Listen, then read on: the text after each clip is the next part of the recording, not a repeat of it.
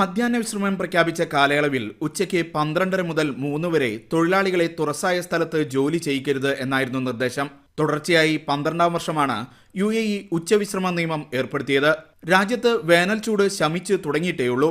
38 degree സെൽഷ്യസാണ് ചൊവ്വാഴ്ച UAEയിൽ രേഖപ്പെടുത്തിയ ശരാശരി കൂടിയ ചൂട്. കഴിഞ്ഞ മാസം ചൂട് 50 ഡിഗ്രി കടന്നിരുന്നു.